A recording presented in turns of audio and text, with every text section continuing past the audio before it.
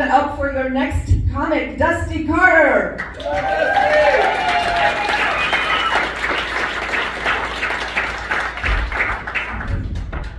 All right, Wileys, Dayton, Ohio. I'm glad to be here. Yeah, you know, I never knew how much fun committing 10 to 12 felonies at one time could be until I did it.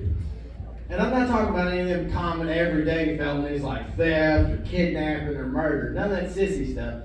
I'm talking about something exciting, like cooking meth. Any of y'all ever manufactured any of that mountain medicine? Dabbled in holler healthcare? Skipped an Energizer bunny. See, the Sudafed purification process is a whole lot like the game of Operation, except when you touch the sides, it's not the little dude's nose that lights up. It's the fire trucks there to put your house trailer out. Yeah, it ain't like making mac and cheese. It's been more than one story about Billy Wayne blowing the whole house up cooking meth. I had a buddy named Nathaniel. Was driving around cooking meth with a jug in his lap.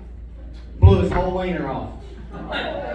Yeah, fastest male to female transition I'd ever seen. We used to call him Big Homie. Now they call him Natalie in the pen.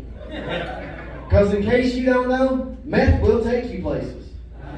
And not always good places. I remember one time it had me in the holler in western Kentucky trying to convince a 71-year-old lady she didn't need her Sudafed.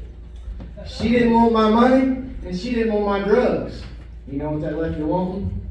Yeah, it's a scary place to be. Because if you ever imagine mixing meth mouth with hillbilly teeth, yeah, look like a bunch of burnt stumps.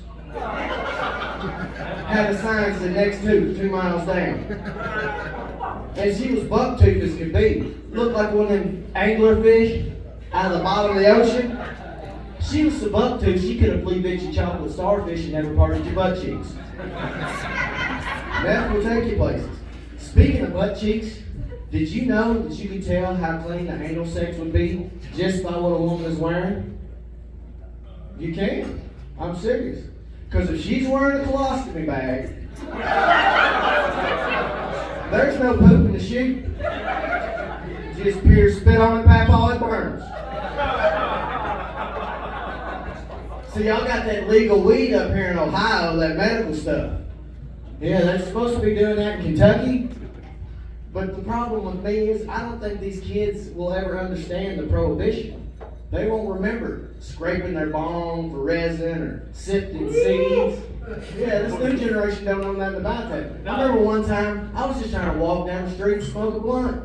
Turned the corner, there was a cop. He said, "What are you smoking, boy?" "You in a foot race, Matty." And I was gone.